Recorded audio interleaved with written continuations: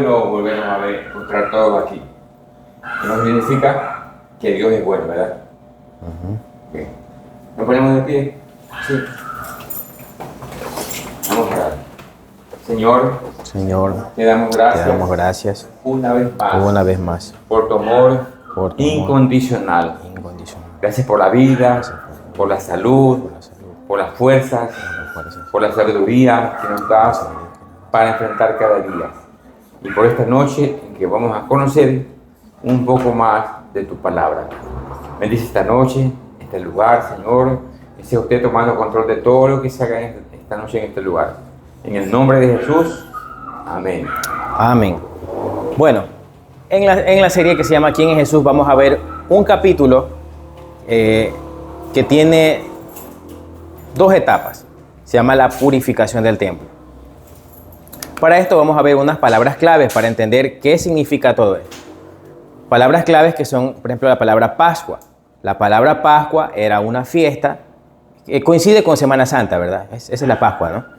Esa fiesta es donde se recuerda cuando los judíos salieron de Egipto. Hay muchas películas de eso, las películas de Moisés, los 10 mandamientos, etcétera, ¿verdad? Otra palabra clave es el templo. El templo es como lo que conocemos hoy, como son las iglesias, ¿verdad? Eso es un templo. Sacrificio, la palabra sacrificio implica lo siguiente.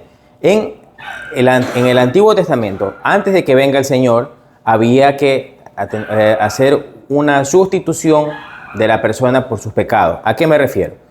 Todos los años las personas durante la Pascua iban a una ciudad que se llama Jerusalén y ahí ofrecían un sacrificio, es decir, mataban un animal y esa sangre que se derramaba tenía una connotación, significaba que ese animal moría en sustitución por nuestros errores, por nuestros pecados. Eso eran los sacrificios. El sumo sacerdote, esto es parte de la historia, se llamaban Anás y Caifás. Es como hablar hoy de un pastor, de un padre, de un sacerdote, ¿no? Eso más o menos significaba el papel de ellos. La palabra cambista es incluso un término que se utiliza mucho en nuestros países. En Colombia, en Venezuela, en Ecuador también lo utilizábamos hace mucho tiempo.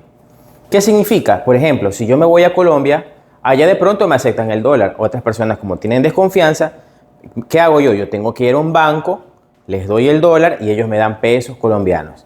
Eso se llama cambio. Si yo les doy si voy a Brasil, yo les doy dólares para poderle comprar a los brasileños sus productos y ellos me dan reales. Si voy a México, me dan pesos mexicanos y así sucesivamente. Eso era un cambista. Entonces, en esos tiempos se cambiaban las monedas romanas, griegas, por monedas judías o de Tiro, porque eran más puras en plata, se decían, ¿verdad? Bueno, una comisión, por ejemplo, la gente cuando hacía el cambio no te daba lo que ellos querían, o sea, no te daban lo que valían, te daban un poquito menos.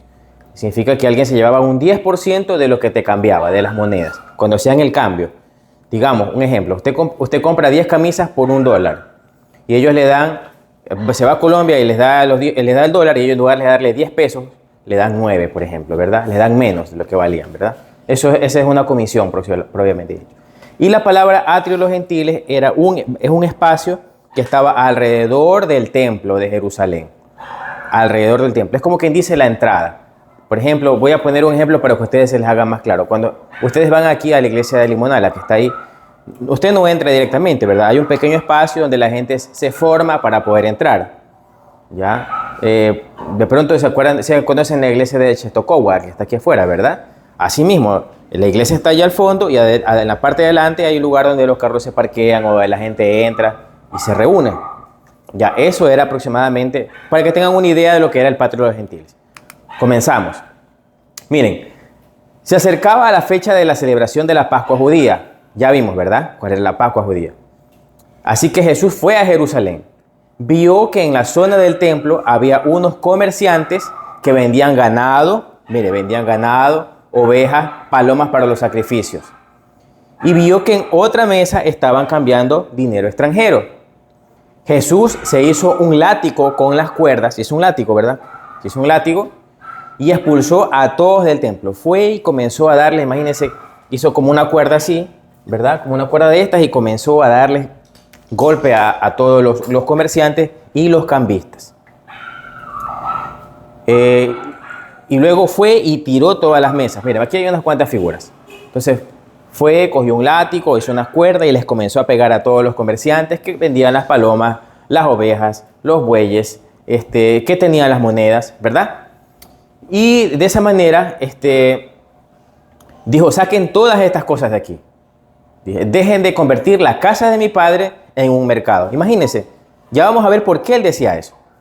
Entonces sus discípulos recordaron la profecía que decía en las Escrituras, el celo por la casa de Dios me consumirá.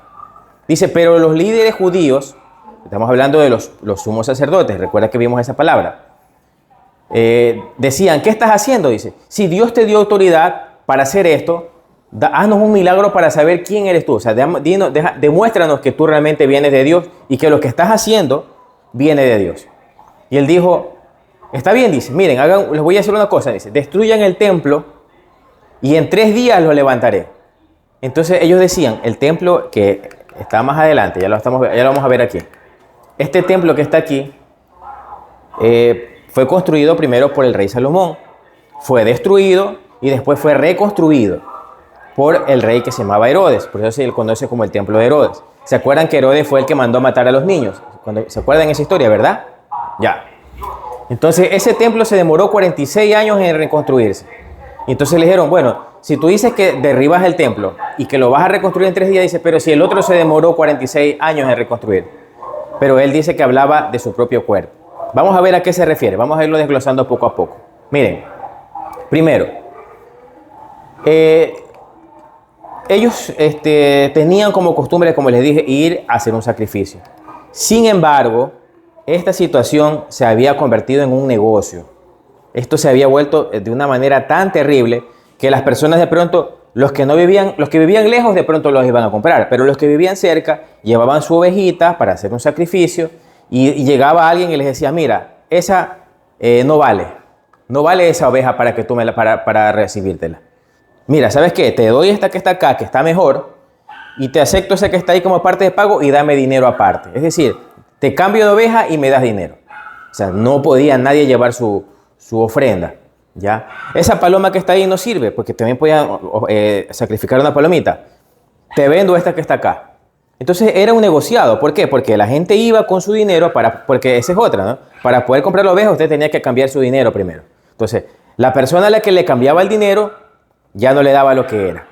Se le llevaba una tajada. Ahora, con ese dinero iba a comprar la otra cosa y decía, esta oveja está muy cara. Entonces eso se había vuelto una cosa tan, pero tan terrible, que a veces las personas se regresaban a sus casas con las manos prácticamente vacías. O sea, aparte, si podían cumplir su sacrificio, regresaban pobres.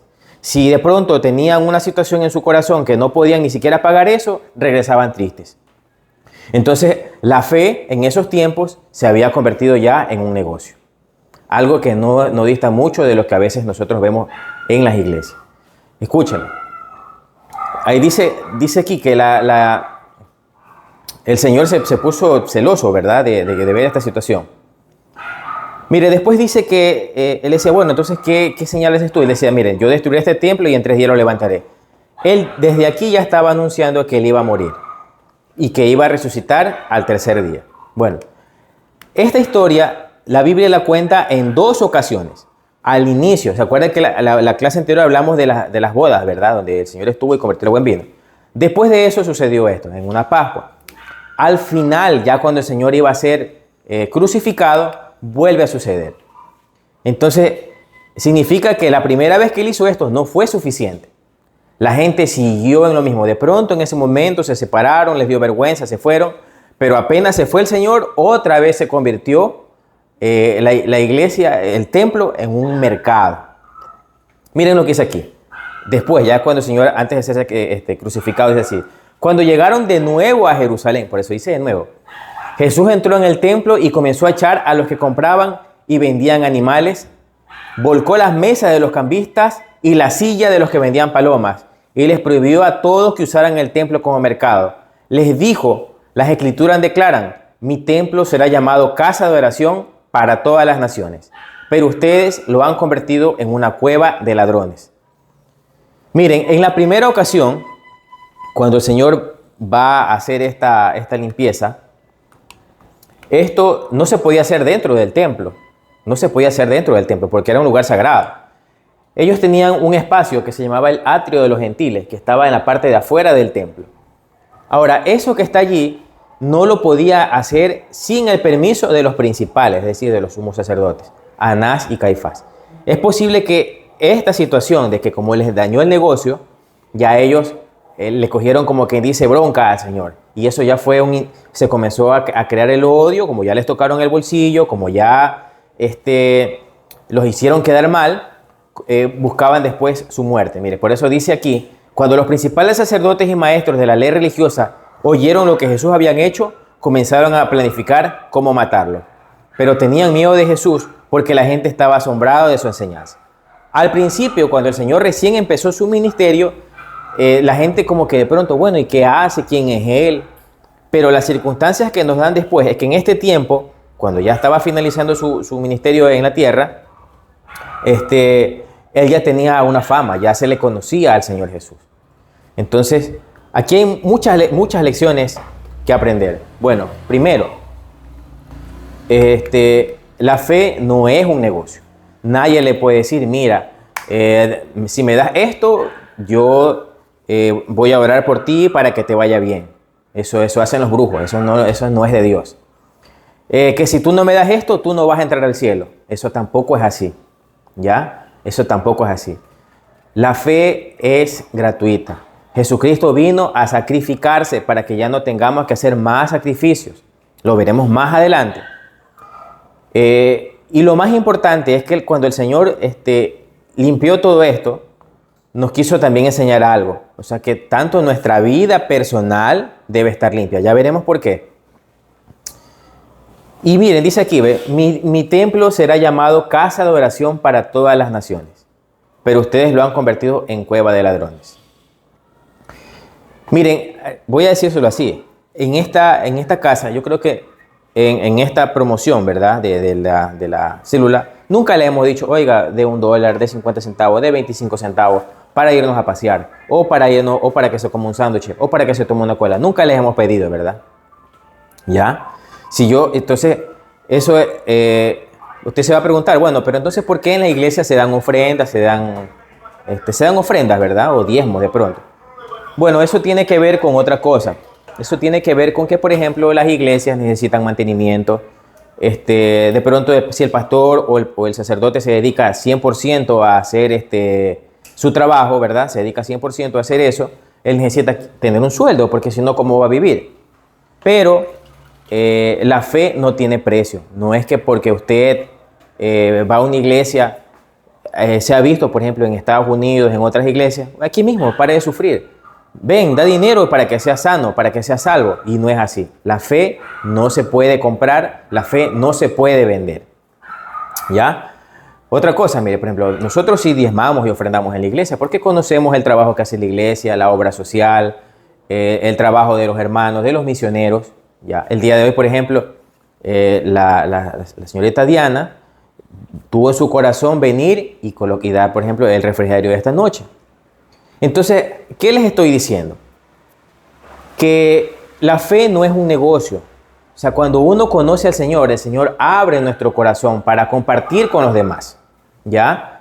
No es que voy a estar pidiendo para dar. No, no es así. O sea, el Señor pone en nuestro corazón el orden para hacer las cosas. La fe no se puede comprar ni vender. Miren, 700 años antes de que el Señor naciera, mira, ya estaba esta profecía, dice: los llevaré a mi monte santo de Jerusalén y los llenaré de alegría en mi casa de oración. Por eso es que a las iglesias se le conoce como casa de oración. Aceptaré sus ofrendas quemadas y sus sacrificios, porque en mi templo será llamado casa de oración para todas las naciones. Por eso al Señor le molestó tanto, porque en estos lugares, esta parte que está aquí era exclusivo de los judíos. Pero cuando ya se hizo esta parte que está aquí, los que no eran judíos, los gentiles, los extranjeros, tuvieron la oportunidad de acercarse a adorar. Entonces, esto también significa que esto ya era una apertura para todos nosotros, ¿verdad? Ahora miren lo que dice aquí, ya para casi terminar esto. Dice así: así que ahora ustedes, los gentiles, o sea, los que no nacimos en Israel, ya no somos desconocidos ni extranjeros, son ciudadanos junto con todo el pueblo santo de Dios. Mire, significa primero que nada que ya todos somos ciudadanos del cielo, los que aceptamos al Señor. Dice así: son miembros de la familia de Dios, es decir, todos somos hermanos. Juntos construimos su casa, la cual está edificada sobre el fundamento de los apóstoles y profetas. Miren, la casa del Señor, la iglesia, somos nosotros los que hemos aceptado al Señor en nuestro corazón. Cuando usted se vaya a Estados Unidos, cuando usted se vaya a Europa, usted va a seguir siendo parte de la iglesia. En este momento, por ejemplo, en África, ahí están muriendo miles de cristianos, siendo asesinados, siendo perseguidos.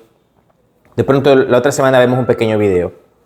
Entonces, ellos forman parte también de nosotros como iglesia, ¿ya? Entonces, la iglesia no son las cuatro paredes. Podemos ver una iglesia. En este momento, ahorita que estamos reunidos, somos parte de la iglesia. Dice, y estamos cuidadosamente unidos en él, formando un templo santo para el Señor. Es decir, que nosotros somos el templo también del Señor. Las iglesias, al inicio, la gente se reunía donde podía, en cuevas, en árboles, en ríos, se escondía, en barcos, donde se podía reunir. Ya hoy nos hacemos en iglesias porque es más fácil acceder a un solo sitio, ¿no? Más organizado. Pero nosotros somos la iglesia del Señor. Bueno, entonces, yo quisiera que usted se lleve esto, que la fe no se puede comprar ni vender. El Señor vino a dar su vida por nosotros para que seamos hijos. ¿Por qué digo que usted tiene que entender esto para que esto se haga una realidad? Usted como hijo de Dios, como hija de Dios, tiene la oportunidad de conversar con Él todos los días. ¿Ya? No tiene que esperar el día domingo para ir a la iglesia y hablar con Él. Usted puede comenzar en su casa, apenas se levanta, Señor, gracias por este día. Cuando usted vaya a comer, gracias por estos alimentos. Cuando se vaya a dormir, gracias por el día, gracias por mi papá, gracias por mi mamá. ¿Ya? Porque eso no tiene precio. Eso no tiene precio. Eso es gratuito. El Señor vino a dar su vida por nosotros.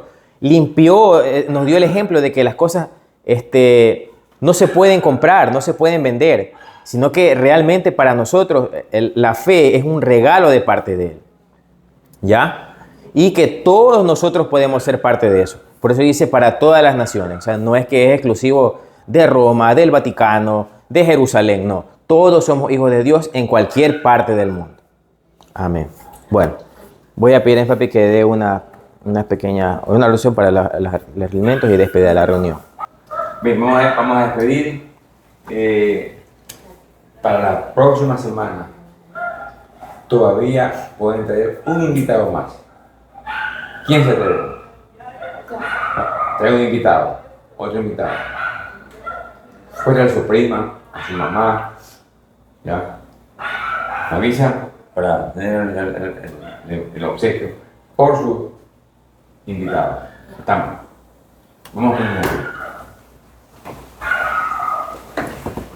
Vamos a orar. Sí. Señor, te damos gracias, Señor, porque eres bueno. Gracias porque entendemos poco a poco de ti, Señor. Gracias por llenarnos de tu presencia. Gracias, Señor, porque sabemos que sin ti no somos nada ni podemos hacer nada. Tu palabra dice que separado de ti nada podemos hacer. Por eso, Señor, te damos gracias esta noche por esta oportunidad que nos diste nuevamente de reunirnos, Padre Santo, en el nombre de Jesús, como dijo Daniel, somos un solo cuerpo en ti, Padre Santo. Bendice cada uno de los niños, de los jóvenes, de los adultos que han venido esta noche. Llévanos a nuestras casas, Señor, y sea usted guardando nuestra entrada, nuestra salida. Guárdanos en las escuelas, en los colegios, en el trabajo, Señor. Guarda a nuestros familiares. Guarda este barrio, Padre Santo, en el nombre de Jesús. Y permítenos volver la próxima semana a este mismo lugar. Gracias. Y también le pedimos, Señor, por los enfermos. Hay enfermos, de pronto un familiar, hijo, mamá, papá. Sea usted, Señor, sanando, Padre. En el nombre de Jesús, amén. Amén.